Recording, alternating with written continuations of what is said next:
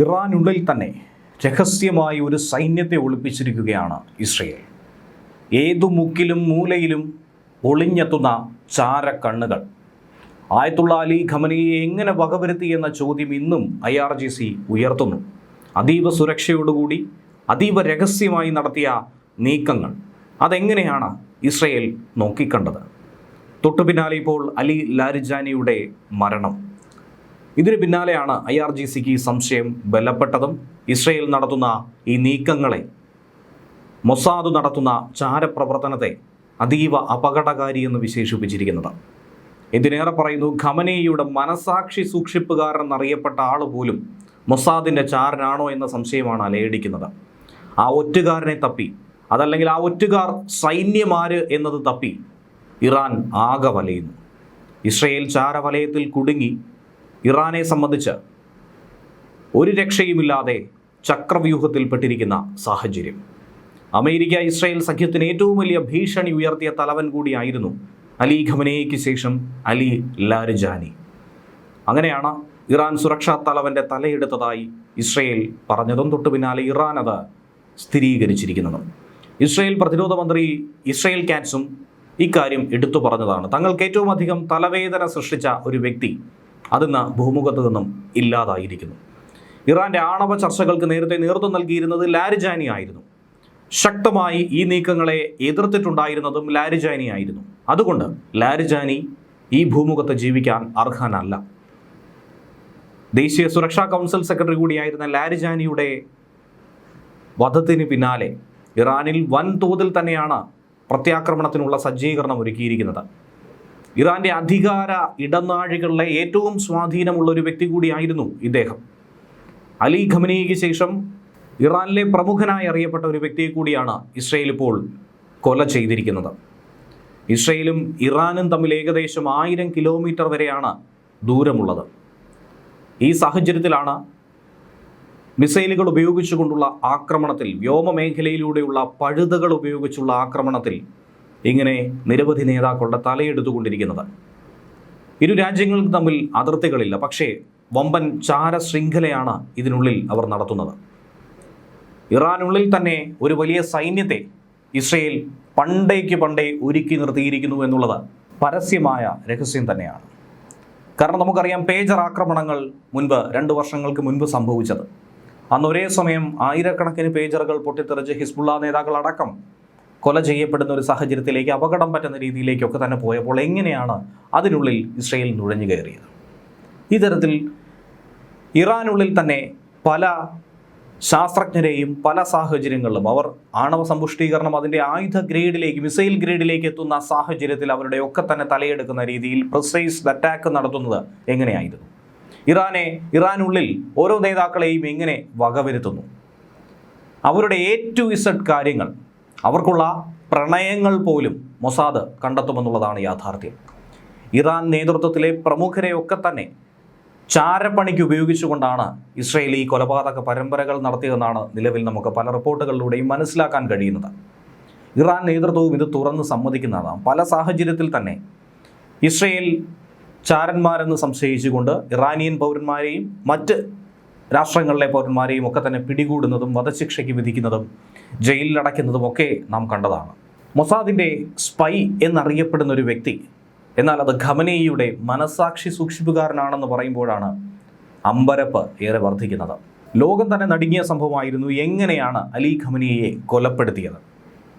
എങ്ങനെയാണ് കൃത്യമായി അദ്ദേഹത്തിൻ്റെ സ്ഥലം 1000 കിലോമീറ്ററുകൾക്ക് അകലെ ഇരുന്നു കൊണ്ട് ഇസ്രയേൽ കണ്ടെത്തിയത്? ഇത്ര കൃത്യമായ വിവരങ്ങൾ ശേഖരിക്കാൻ എങ്ങനെ കഴിഞ്ഞു? ഒട്ടും തന്നെ പിഴയ്ക്കാതെ കൃത്യം തലയെടുത്തത് എങ്ങനെ? പതിറ്റാണ്ടുകൾ നീർന്ന ചാരപ്പണിയായിരുന്നു, രഹസ്യാന്വേഷണ പ്രവർത്തനമായിരുന്നു ഇസ്രയേൽ നടത്തിയതെന്നുള്ളത് വ്യക്തമാണ്. ഏറെ നാളുകൾക്ക് മുന്നേ ഖമനേയിയുടെ തല നോട്ടമിട്ടതായിരുന്നു. ആധുനികമായ സാങ്കേതികവിദ്യയുടെ സഹായത്തോടു കൂടി തന്നെ ഇസ്രയേൽ ഈ നേട്ടം കൈവരിച്ചു. ഹാക്കിംഗ് സാധ്യതകളൊക്കെ തന്നെ പരിപൂർണമായി പ്രയോജനപ്പെടുത്തി. നമുക്കറിയാം, ട്രാഫിക് ക്യാമറകൾ പോലും ഇസ്രയേൽ നിരീക്ഷണത്തിലായിരുന്നു. ഖമനേയിയുടെ വകവരുത്തലിൽ ഏറ്റവും പ്രധാന പങ്ക് വഹിച്ചത് അമേരിക്കയുടെ മൊസാദിനേക്കാൾ അമേരിക്കയുടെ ചാരസംഘടനയായിട്ടുള്ള CIA ആണെന്നുള്ള റിപ്പോർട്ട് പിന്നീട് പുറത്തു വന്നിരുന്നു. മൊസാദ് ഇത്രയും നാൾ അവർ ശേഖരിച്ച ഫീഡ് കൊടുക്കുകയും CIA അത് എക്സിക്യൂട്ട് ചെയ്യാൻ സഹായിക്കുകയും ചെയ്തു എന്നാണ് നിലവിൽ മനസ്സിലാക്കേണ്ടത്. CIA ഏറെ മാസങ്ങളായി ഖമനയുടെ നീക്കങ്ങളെ കൃത്യമായി ട്രാക്ക് ചെയ്യുന്നുണ്ടായിരുന്നു. ടെഹ്റാനിലെ സുരക്ഷിത കേന്ദ്രത്തിൽ ഇറാനിലെ ഉന്നത സൈനിക ഉദ്യോഗസ്ഥരുമായി ഖമനേയി നിരന്തരം കൂടിക്കാഴ്ച നടത്തുന്ന വിവരം CIA ഇസ്രയേലിന് കൈമാറി. ടെഹ്റാനിലെ ട്രാഫിക് ക്യാമറകൾ നേരത്തെ തന്നെ വർഷങ്ങൾക്ക് മുന്നേ തന്നെ ഹാക്ക് ചെയ്ത വിവരങ്ങൾ ശേഖരിച്ചിരുന്നു. ദിവസേനയുള്ള യാത്രകൾ, ആരെയൊക്കെ കാണുന്നു, ആരൊക്കെ പോകുന്നു, ഇങ്ങനെയുള്ള സകലമാന വിവരങ്ങളും കണ്ടെത്തിയിരുന്നു. ഖമനയുടെ സുരക്ഷാ ഉദ്യോഗസ്ഥരുടെ വാഹനങ്ങൾ പോലും ഇവിടെ പാർക്ക് ചെയ്യുന്നുവെന്നും അവർ എന്തൊക്കെയാണ് ഓരോ ദിവസവും അവരുടെ ഡ്യൂട്ടി പ്രോട്ടോകോൾ എന്നതടക്കം ഇസ്രയേൽ നിരീക്ഷിച്ചു കഴിഞ്ഞു. വാഹന ഗതാഗത നീക്കങ്ങൾ കണ്ടെത്തി തത്സമയം മനസ്സിലാക്കി ഖമനേയി എങ്ങനെ സഞ്ചരിക്കണമെന്ന് പോലും ഒരു ഘട്ടത്തിൽ ഇസ്രയേൽ തന്നെ തീരുമാനിക്കുന്ന രീതിയിലായി. മൊബൈൽ ഫോൺ ശൃംഖലകളിലൂടെയൊക്കെ തന്നെ നുഴഞ്ഞു കയറി ഉന്നത ഉദ്യോഗസ്ഥർ നടത്തുന്ന സംഭാഷണങ്ങളെ ചോർത്തിയെടുത്തു. വൻതോതിലുള്ള ഡേറ്റ വിശകലനം ചെയ്ത് കൃത്യമായ സ്ഥാനം കണ്ടെത്താൻ ആർട്ടിഫിഷ്യൽ ഇൻ്റലിജൻസിൻ്റെ സഹായത്തോടുകൂടി അവർ പദ്ധതി ആവിഷ്കരിച്ചു. രാത്രിയിലാണ് ഈ ആക്രമണം നടത്താറുള്ളതെങ്കിലും രഹസ്യവിവരത്തിൻ്റെ അടിസ്ഥാനത്തിൽ അത് പകല് തന്നെ നടത്തണമെന്ന് തീരുമാനിച്ചു. അവിടെ തന്നെയാണ് ഇറാനും പിഴച്ചത്.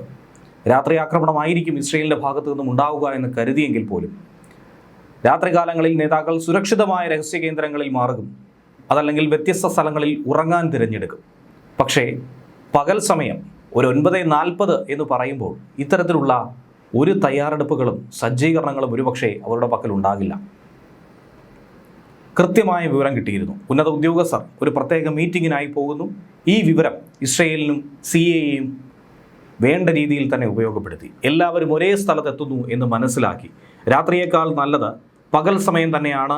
ഡ്രോണുകൾക്കും സാറ്റലൈറ്റുകൾക്കും ലക്ഷ്യസ്ഥാനം കൂടുതൽ വ്യക്തമായി നിരീക്ഷിക്കാൻ ഈ ഘട്ടത്തിൽ കഴിയുമെന്നുള്ളത് മനസ്സിലാക്കി ഖമനയുടെ സുരക്ഷാ വാഹനങ്ങൾ എവിടെ പാർക്ക് ചെയ്തുവെന്ന് നിരീക്ഷിച്ച് അദ്ദേഹം കെട്ടിടത്തിനുള്ളിലാണോ അല്ലയോ എന്നുള്ളത് വ്യക്തത വരുത്തിയാണ് മിസൈലുകൾ തൊടുത്തുവിട്ടത്. രാത്രി നടത്തുന്ന വ്യോമാക്രമണം അങ്ങനെ പകൽ നടത്താനായി തീരുമാനിച്ചു. എന്തുകൊണ്ട് പകൽ ഇത്രയും ഭീകരമായ ഒരു ആക്രമണം നടത്തിയെന്ന് ചോദിച്ചാൽ അപ്രതീക്ഷിതമായ ഒരു നീക്കം തന്നെയായിരുന്നു. ഇറാനെ ഞെട്ടിക്കലായിരുന്നു ലക്ഷ്യം. പ്രതിരോധ സംവിധാനങ്ങളെ പോലും കബളിപ്പിച്ചുകൊണ്ടായിരുന്നു ഈ ആക്രമണം നടത്തിയത്. മൊസാദിൻ്റെ ചോർത്തൽ അതുതന്നെയായിരുന്നു ഇതിൽ നിർണായകമായി മാറിയത്. ആ ആക്രമണത്തിൽ തന്നെയായിരിക്കണം മുസ്തഫ ഖമനേയും രക്ഷപ്പെട്ടത്. അദ്ദേഹത്തിൻ്റെ കാലടക്കം അറ്റുപോയി എന്ന രീതിയിലുള്ള വാർത്തകൾ പുറത്തു വന്നിരുന്നു. ഇതുകൂടാതെ തന്നെ ഖമനയുടെ ഏറ്റവും അടുത്ത സൗഹൃദ വലയങ്ങളിൽ പോലും ഇസ്രയേൽ ചാരന്മാരുണ്ടായിരുന്നു എന്നുള്ളതാണ് ഞെട്ടിക്കുന്ന മറ്റൊരു വിവരം.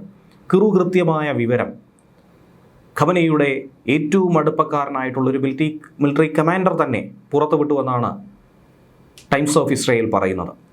ഖുദ്സ് ഫോഴ്സ് തലവനായിട്ടുള്ള ഇസ്മായിൽ ഖാനിയെ ഇറാൻ തടങ്കലിലാക്കിയതായും ചില വാർത്തകൾ പുറത്തു വന്നിരുന്നു. ഈ സംഭവത്തിന് പിന്നാലെ ഇറാനുള്ളിൽ തന്നെ അങ്ങനെ ഒരു രഹസ്യ സൈന്യത്തെ ഇസ്രയേൽ ചിട്ടപ്പെടുത്തിയിരിക്കുന്നു. മൊസാദിൻ്റെ അതിശക്തമായ ചാര ശൃംഖലയെക്കുറിച്ചുള്ള വിവരങ്ങളാണ് ഇപ്പോൾ പുറത്തു വരുന്നത്. പതിറ്റാണ്ടുകളായി ഇറാനിൽ തമ്പടിച്ചിട്ടുള്ള ഇസ്രയേലിൻ്റെ രഹസ്യ സൈന്യം സൈനിക കേന്ദ്രങ്ങളിലും ആണവ പദ്ധതികളിലും ഒക്കെ തന്നെ നുഴഞ്ഞു കയറാൻ അവർക്ക് കഴിഞ്ഞിട്ടുണ്ട്. ഇറാന് തന്നെ അത് തുറന്നു സമ്മതിക്കേണ്ടി വരുന്നു. ഇസ്രയേൽ നേരിട്ട് അയക്കുന്ന ഉദ്യോഗസ്ഥരെക്കാൾ ഉപരിയായി ഇറാനിലെ പ്രാദേശിക പൗരന്മാരെ, പ്രാദേശിക നേതാക്കളെ, ഉദ്യോഗസ്ഥരെ ഒക്കെ തന്നെ മൊസാദ് ഈ വിവര ശേഖരണത്തിന് വേണ്ടി ഉപയോഗിക്കാറുണ്ട്. ഭരണകൂടത്തോട് എതിർപ്പുള്ള നിരവധി ആളുകളുണ്ട്, പ്രത്യേകിച്ച് ഇറാനിലെ കുർദുകൾ, ബലൂച്ചികൾ, അതുകൂടാതെ മറ്റ് ന്യൂനപക്ഷങ്ങൾ. ഇവരെയൊക്കെ തന്നെ കൃത്യമായി മൊസാദ് കണ്ടെത്തി റിക്രൂട്ട് ചെയ്യുന്നു. വിമത ഗ്രൂപ്പുകളെ അവിടെ സൃഷ്ടിക്കുന്നു. ഇറാനുള്ളിൽ തന്നെ ഒരു ആഭ്യന്തര വിഷയത്തിനുള്ള തിരികൊളുത്തുന്നു. സുരക്ഷാ ഏജൻസികൾക്കുള്ളിൽ പോലും ചാരന്മാരെ മൊസാദ് അങ്ങനെ മുന്നോട്ട് കൊണ്ടുപോകുന്നു. മൊസാദിനെ തടയാൻ വേണ്ടി ഇറാൻ രൂപീകരിച്ച യൂണിറ്റിൻ്റെ തലവൻ പോലും ഇസ്രയേൽ ചാരനായിരുന്നുവെന്ന് മുൻ ഇറാൻ പ്രസിഡന്റായിട്ടുള്ള മഹ്മൂദി അഹമ്മദി നജാദ് വെളിപ്പെടുത്തിയ ഒരു ഘട്ടമുണ്ടായിരുന്നു. അതാണ് ഏറ്റവും നടുക്കുന്ന ഒരു വിഷയം. ആ ഉദ്യോഗസ്ഥനോടൊപ്പം അതേ യൂണിറ്റിലെ മറ്റ് 20 ഏജന്റുമാരും മൊസാദിന് വേണ്ടി പ്രവർത്തിച്ചു. അതിലൂടെയാണ് ഇറാൻ്റെ ആണവ രഹസ്യങ്ങൾ പോലും ഇസ്രയേലിലേക്ക് ചോർന്നത്. ഇത്രയധികം വലിയ നെറ്റ്വർക്ക് നടത്തുന്ന മൊസാദിന് വളരെ എളുപ്പമല്ലേ അവിടുത്തെ ആരെയും ട്രാക്ക് ചെയ്യാനും കൊലപ്പെടുത്താനും എന്നുള്ളതാണ് ഈ ഘട്ടത്തിൽ മനസ്സിലാക്കേണ്ടത്.